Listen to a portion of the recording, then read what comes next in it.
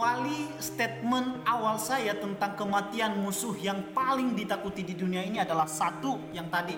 Kematian adalah sesuatu yang tidak kita tahu pasti kapan, di mana, dan bagaimana akan terjadi. Tetapi kematian itu adalah sesuatu yang pasti akan terjadi. Ya, dua hal itu adalah sesuatu yang harus kita terima. Saya rasa kita harus setuju dengan statement itu.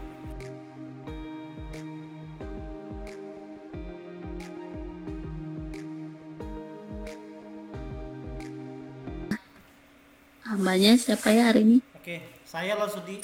Oke. Oh, oke, silakan Loso. Oke, selamat malam semuanya Bapak Ibu, Shalom. Shalom. Saya jelas ya. Mudah-mudahan sinyal saya bagus terus. Karena kadang-kadang dia bilang sinyal unstabil gitu, nggak stabil. Oke. Bapak Ibu, saya akan share screen. Semoga bisa. Nah. Oke, screen saya kelihatan ya semua ya Bapak Ibu ya? Kelihatan. Oke, thank you. Nah, Bapak Ibu, malam ini kita akan belajar satu perenungan firman Tuhan ya, yang terambil dari Lukas 2 ayat 29 sampai 32 dengan topik kematian. Ya, nggak terlalu mengerikan ya, karena memang adalah satu realita yang mesti kita harus pahami bagaimana sikap kita sebagai orang percaya. Nah, kematian musuh yang paling ditakuti di dunia.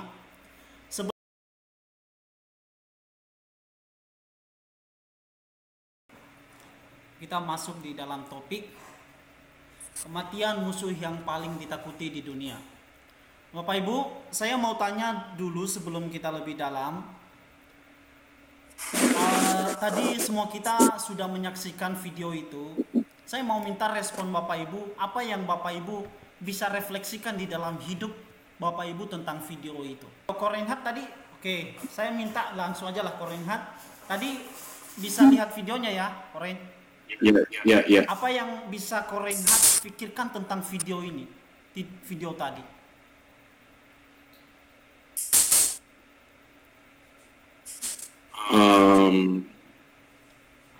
Maksudnya lebih fair, nggak perlu nonton videonya pun kalau bicara kematian pasti umumnya orang sedih ya. Yes. Terus? Gitu aja. Makanya juga bingung kok kita nonton video gitu. Coba ya udah nggak apa-apa. Karena kalau orang tergantung kepercayaan sistem kepercayaan orang itu sendiri ya. Kalau ada orang kan yang ya buat kematian itu kesannya itu kan menyedihkan sekali, itu kesannya kutukan. Nah, kesan kalau kematian itu sesuatu yang buruk gitu. Iya. Oke. Umumnya ya adalah oke. Ada lagi kok? Ya itu aja cukup. Oke, mungkin ada yang lain yang satu orang lagi yang mau ngasih tanggapan. Saya mau kasih itu supaya multisensoring kita tentang sesuatu hal itu jadi dapat gitu. Artinya bahwa kita tahu video ini bahwa proses kematian itu adalah satu hal realita yang akan terjadi. Nah, Bapak Ibu sekali lagi saya minta tanggapan satu orang lagi. Bagaimana tanggapan Bapak Ibu dengan video yang tadi? Saya coba jawab ya, Se. Boleh, Se. Nah, menyambung yang tadi dari Reinhardt ya, memang benar kalau yang namanya kematian tuh pasti yang mati sih nggak sedih, yang ditinggal yang sedih ya. Kalau yang mati sih nggak tahu apa-apa lagi. Cuma ya ini, kalau dibilang kematian itu secara sadar nggak sadar tuh semua orang sebenarnya takut mati. Betul. Oke. Nah, takut mati, tapi kita juga ya mungkin kita sebagai orang yang beriman kalau dibilang siap mati gak? Pasti kalau dibilang siap mati gak sekarang? Nggak mau kan? Mungkin ini tapi walaupun itu sesuatu kematian yang memang yang sangat-sangat menakutkan, tapi memang itu harus semua orang, semua manusia pasti melewatinya, pasti menjalaninya kematian jasmani itu.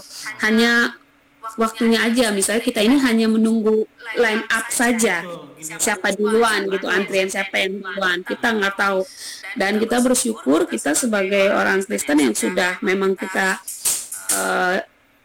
percaya Tuhan, walaupun tunatukan, tapi kita sudah dipersiapkan untuk itu. Itu sih. Ya betul, saya dari 2 responden tadi betul, saya menunjukkan video itu Bapak Ibu, bukan saya mau menunjukkan bahwa mereka sedih, hendak, tetapi saya mau menunjukkan bahwa inti dari video itu saya mau mengatakan bahwa suatu hari kita akan mengalami hal yang sama. Ya, seperti yang Losodiana bilang, kapan waktunya kita tidak tahu. Ya, prinsipnya begini, kematian itu adalah sesuatu yang tidak pasti kapan terjadi, tetapi kematian itu juga adalah sesuatu yang pasti terjadi. Itu yang penting. Ya. Oke, sekarang kita akan melihat teks kita dari Lukas 2 ayat 29 sampai 32 Bapak Ibu. Saya minta buka Alkitabnya masing-masing. Oke, thank you buat partisipasinya semuanya. Nah, Bapak Ibu sekali lagi saya mau mengawali Oh Tuhan Yesus. Maaf. Mau mengawali statement awal saya tentang kematian musuh yang paling ditakuti di dunia ini adalah satu yang tadi. Kematian adalah sesuatu yang tidak kita tahu pasti kapan, di mana, dan bagaimana akan terjadi.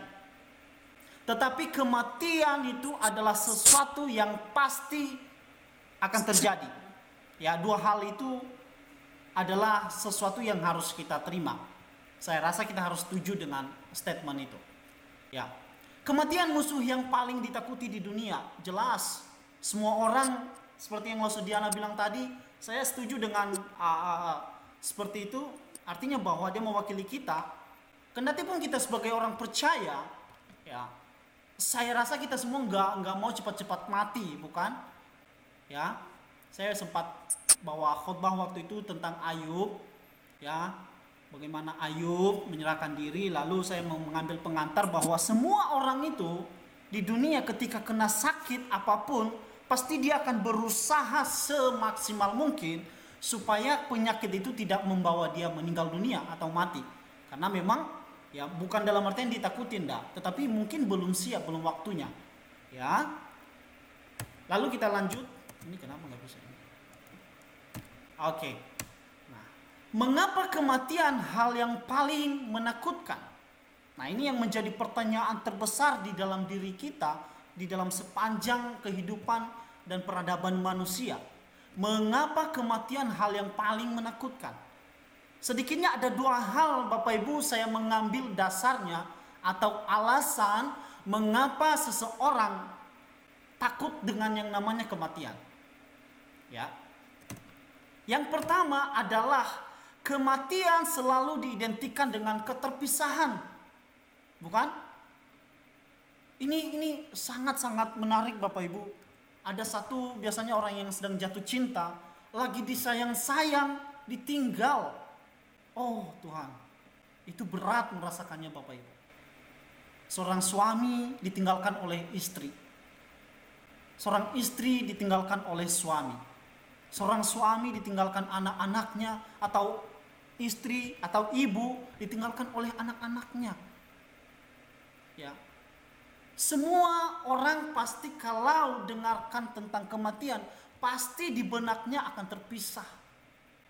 Kenapa?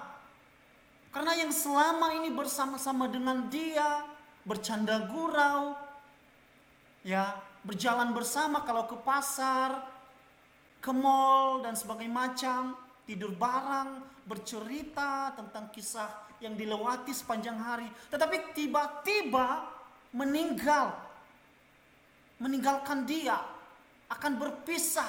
Berpisah ini selamanya, bukan hanya berpisah mungkin hari ini seperti saya ya, berpisah dari keluarga saya, dari Nia selama 5 tahun, tetapi masih bisa ngobrol. Mungkin suatu hari saya bisa kembali ke Nias seperti itu dan bergabung dengan mereka. Tetapi berbeda dengan yang namanya meninggalkan dunia. Keterpisahan di sini adalah keterpisahan selamanya. Oleh sebab itu, kematian itu merupakan sesuatu yang ditakuti bagi semua orang, semua kalangan. Karena kenapa? Dia akan terpisah dengan orang yang dia sayang. Ya, baik dari orang yang meninggal, ya, maksudnya orang yang sudah meninggal itu dia tidak tahu apa yang terjadi, tetapi yang merasakan keterpisahan itu adalah orang yang ditinggal. Jadi jelas ketika merasakan hal itu, maka itu sesuatu hal yang menakutkan bagi dia kalau dia tidak memiliki iman yang kuat. Sekali lagi, mengapa kematian adalah merupakan satu musuh terbesar yang paling ditakuti? Karena ini keterpisahan, saudara. Bapak Ibu, saya percaya semua kita nggak mau cepat-cepat berpisah. Baik itu kepada anak-anak, suami dan istri dan sebagainya macam. Nggak mau dong. Bapak Ibu sebagai suami istri pasti mau supaya jalinan kasih itu sampai tua baru nanti bisa berpisah. Ya. Saya merasakan hal ini, saudara, ketika saya masih kuliah. Ada seorang teman saya ketika dikabarkan papa meninggal di kampung. Luar biasa, shocknya minta ampun, saudara. Saya pun ikut menangis gitu loh. Ikut menangis karena memang dia teman dekat saya juga. Jangan ditanya itu siapa ya, bukan pacar saya, teman saya. Ya, saya ikut menangis dan lebih mengerikan Bapak Ibu, karena saya terbayang-bayang saya tidur, di mimpi saya itu mama saya meninggal dunia. Sampai setelah saya sadar, saya menangis gitu loh. Di mimpi menangis, pas saya langsung sadar juga menangis. Jadi saya terpukul sekali gitu loh. Saya udah bayangin, Tuhan, mama saya udah meninggal gitu loh. Nanti kalau saya pulang kampung, gak ada yang meluk saya, gak ada yang cium saya, gak ada yang menyambut saya. Itu yang terlintas di benak saya. Terpisah, sekali lagi keterpisahan, saudara. Mengapa semua orang takut yang namanya dengan kematian? Karena dia tidak mau terpisah. Dipisahkan itu berat. Jadi jangan coba-coba untuk berpisah. Ya, itu alasan yang pertama. Sekali lagi, mengapa kematian itu adalah musuh yang paling ditakuti? Karena keterpisahan. Dia akan berpisah dengan orang yang disayang. Seperti yang saya bilang tadi, lagi sayang-sayangnya ditinggal. Itu menyedihkan. Yang kedua dan yang lebih menarik adalah tentang nasib kekal. Nah, ini baik orang Kristen sebagian, kalau kita tanya Bapak Ibu, enggak semua orang Kristen itu seperti yang mungkin di benak kita, wah orang Kristen mah siap mati gitu loh. Enggak semua. Apalagi kalau Kristen yang kolot-kolot. Ya. Kalau kita tanya, Pak, siap enggak mati hari ini? Enggak. Mengapa? Banyak dosa yang saya buat. Ya. Mengapa? Saya belum siap. Ya, takut saya masuk neraka. Nah, sekali lagi, alasan kedua mengapa kematian adalah musuh yang paling ditakuti, berbicara tentang kekekalan. Ya. Saudara, kalau kita tanya kepada seseorang, mengapa tidak siap mati? Dia berpikir 1000 kali nasib kekalnya mau kemana, antara surga dan neraka. Ya. Jadi tidak heran mengapa kematian itu musuh yang paling dihindari. Mengapa kematian itu adalah paling ditakuti di dunia? Karena ini, nasib kekal. Dia sudah berpikir, saya gak mau masuk neraka. Ini yang membuat seseorang menjadi takut, menjadikan kematian itu adalah musuh yang paling ditakuti. Kedua hal ini adalah dasar seseorang mengapa kematian merupakan musuh paling ditakuti. Lalu bagaimana sikap kita sebagai orang percaya, saudara? Ya, sekarang kita akan melihat bagaimana sikap kita orang percaya dalam menghadapi kematian. Nah, ini jelas. Kalau yang tadi, yang kedua tadi, itu bisa sebagai orang yang percaya dan bisa juga orang yang gak percaya. Mengapa? Karena seperti yang saya bilang tadi, ada seseorang percaya kepada Yesus tetapi tidak full.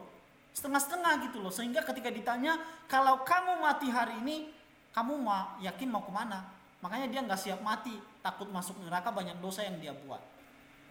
Ya, tetapi tidak saya mengajarkan, ayo semena-mena berbuat nggak senonoh, nggak seperti itu ya. Nah, bagaimana sikap kita orang percaya dalam menghadapi kematian? Yang penting dan terpenting malam hari ini adalah mari kita berkaca di dalam kehidupan Simeon. Tadi kita sudah membaca Bapak Ibu. Kita membaca di ayat 29, sekarang Tuhan biarkanlah hamba-Mu ini pergi dalam damai sejahtera. Perlu kita kenali siapa sih Simeon itu? Ya. Simeon ini jelas orang Yahudi.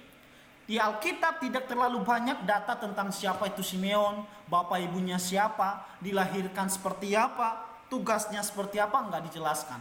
Bagi saya itu enggak terlalu penting, tetapi yang terpenting yang mau penulis kasih tahu kepada kita, konfirmasi kepada kita bahwa intinya bahwa si Simeon ini orang yang menantikan penghiburan, ya.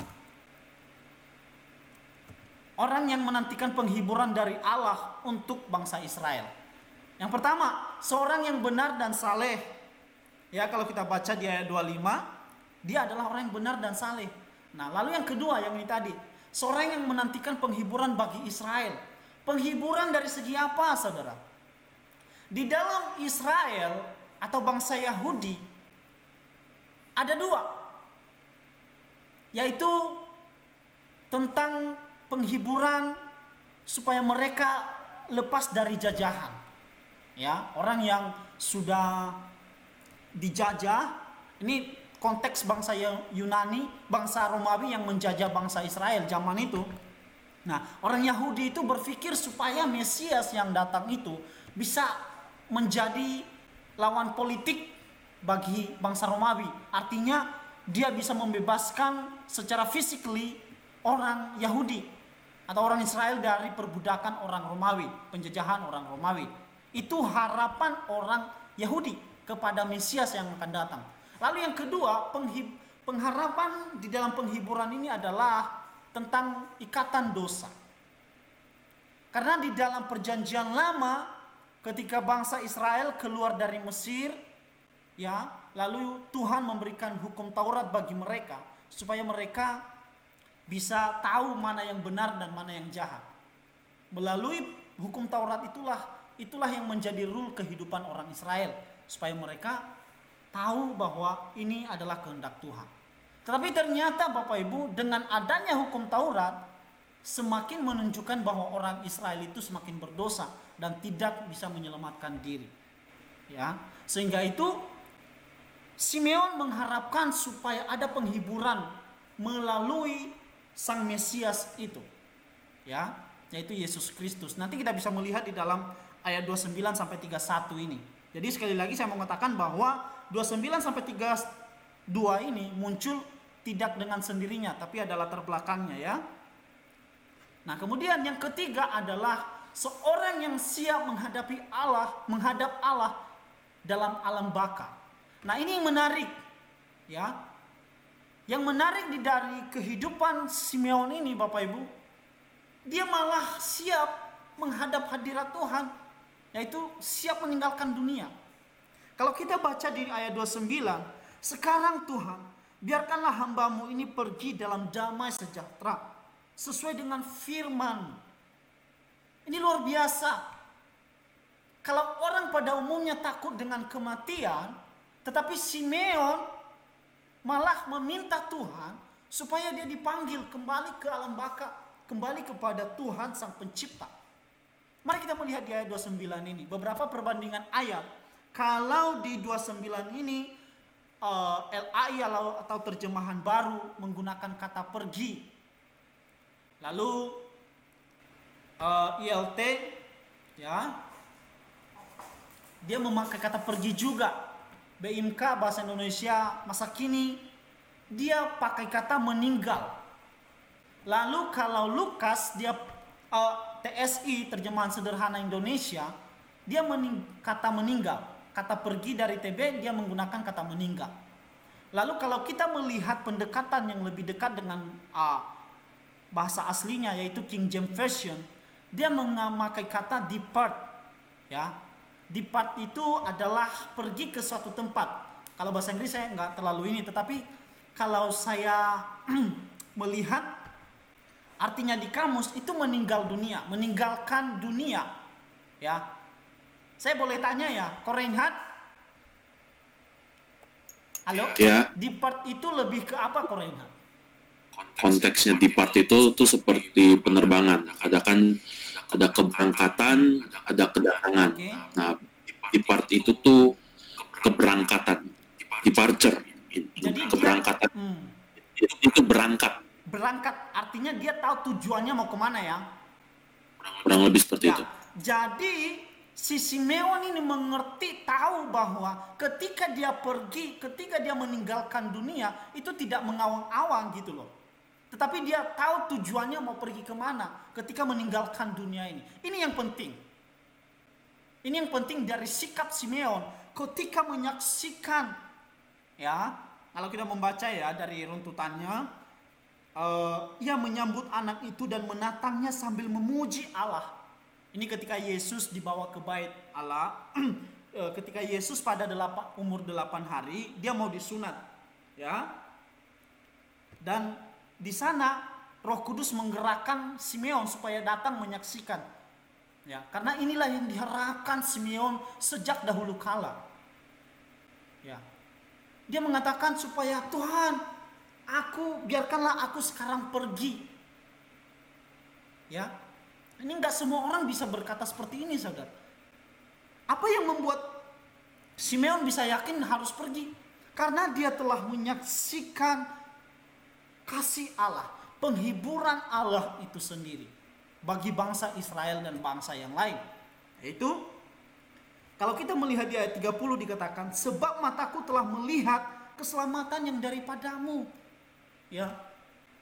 Ini saudara. Ini yang membuat Simeon mengapa begitu yakin supaya dia pergi kembali ke alam baka. Ya. Karena dia setelah melihat keselamatan yang dari Allah itu sendiri.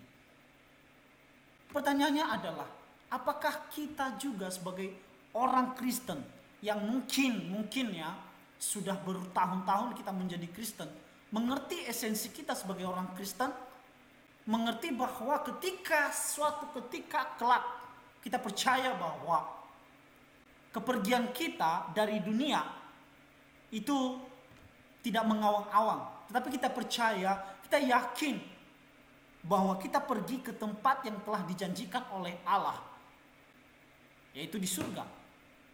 Ini jelas, saudara. Ini yang membedakan orang dunia dengan orang Kristen. Ya, kalau tadi orang dunia, kalau ditanya mengapa kematian itu musuh yang ditakuti, karena nasib kekalnya dia tidak yakin mau surga atau neraka. Itu orang dunia. Tetapi ketika kita melihat, merefleksikan di dalam kehidupan Simeon itu mengatakan, Lord, now let us down. Aku nggak ngerti lah, yang penting depart. Ya, kalau yang jago bahasa Inggris, silakan nanti dibaca ya. Takut saya diejek. Depart itu dia pergi, berangkat dari dunia ke tempat yang dia tahu tujuannya kemana. Ya, jadi nggak mengawang-awang. Dia siap meninggalkan dunia. Karena dia telah menyaksikan keselamatan itu. Sekali lagi pertanyaannya kepada kita, bagaimana dengan kita, saudara? Ya, next. Nah, bagaimana sikap kita orang percaya dengan kematian ini? Yang pertama adalah kematian bukan akhir dari segalanya. Ya, kematian itu bukan akhir dari segalanya, saudara. Akan ada kehidupan selanjutnya. Aplikatif lain dari pelajaran malam hari ini adalah jangan sampai kita berpikir bahwa kita tidak akan mengalami kematian. Jangan hanya memikirkan tentang dunia. Ya, bukan hanya di dunia ada kehidupan, tetapi setelah kematian akan ada kehidupan lain. Bagaimana respon kita sebagai orang Kristen? Sekali lagi sikap kita terhadap kematian kematian itu bukanlah akhir dari segalanya. Sehingga kematian itu tidak menjadi musuh yang paling ditakuti. Ya. Kematian bukan akhir dari segalanya. Ketika kita mati akan ada kehidupan selanjutnya, Bapak Ibu. Oleh karena itu jangan terlalu berpikir tentang dunia. Berpikirlah tentang kerajaan surga. Ya.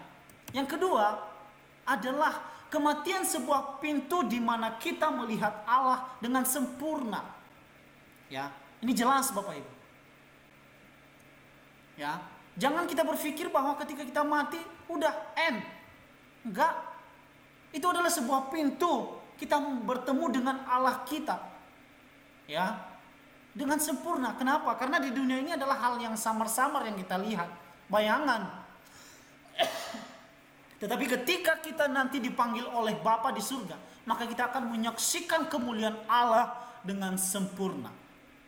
Ya, itu yang terpenting. Lalu yang ketiga adalah kematian adalah sebuah realita yang harus dihadapi semua orang. Ya, seperti dari awal tadi statement yang kita bersama-sama sudah sampaikan, Lasodiana, tadi Korenhat, dan saya juga sudah sampaikan bahwa kematian itu adalah sebuah realita yang harus dihadapi semua orang, termasuk kita sebagai orang percaya. Ya. Jadi dari ketiga bagian ini akan menentukan sikap kita, apakah kematian itu merupakan musuh terbesar dalam hidup kita. Tentunya ketika kita percaya kepada Yesus, seperti yang Simeon tadi, kuncinya mengapa Simeon siap menghadap kekekalan itu karena dia percaya Yesus, percaya akan keselamatan yang dari Yesus. Jadi prinsipnya adalah saudara dan saya yang mungkin saat ini suam-suam kuku yang hanya setengah-setengah percaya kepada Yesus, nasib kita ke depan bagaimana? Ya. Jadi hanyalah ketika percaya kepada Yesus, maka kematian itu bukanlah musuh yang paling menakutkan. Yang lebih menarik saudara, ketika Rasul Paulus menjelang akhir-akhir hidupnya, di dalam Filipi pasal 1 ayat 21 dia berkata, tetapi bagiku kematian adalah sebuah keuntungan. Ya, hidup adalah Kristus. Ya, bagiku hidup adalah Kristus, kematian adalah keuntungan. Mengapa keuntungan? Karena yang ini tadi, yang poin kedua, sebuah pintu di mana kita akan melihat Allah kita. Tetapi jika Tuhan izinkan kita hidup, maka kita harus hidup untuk berbuah. Nah, itu yang harus kita tahu. Yang mesti kita lakukan saudara. Supaya kematian itu tidak menjadi musuh terbesar bagi diri kita. Saudara dan saya, kapanpun waktunya, siaplah bahwa Tuhan yang memegang kendali kehidupan kita. Dan ketahuilah di mana tujuan hidup kita ketika Tuhan memanggil kita. Ya, jadi janganlah kita menjadikan sebuah kematian itu sebagai musuh terbesar sebagaimana orang dunia pandang. Ya. Kematian itu adalah satu kehendak Tuhan bagi setiap orang. Jadi mari kita harus melihat kehidupan kita sedari kini. Mulai sekarang, sudah siapkah kita ketika Tuhan memanggil? Sekarang saya mau tanya, izinkan saya bertanya, Korenhat? Ya. Kalau ini kita enggak ini ya, kalau Tuhan panggil besok, lusa, tahun depan atau kapan, sudah siapkah? Siap aja Ustaz. Hah? Siap aja Ustaz. Siap. Apa aja lah Ustaz. Hah? Apa kok? Ya siap aja lah Ustaz. Siap aja ya. Betul ya? Siap. Hah? Ya. Oke. Ya. Apa yang membuat Korenhat bisa siap seperti itu?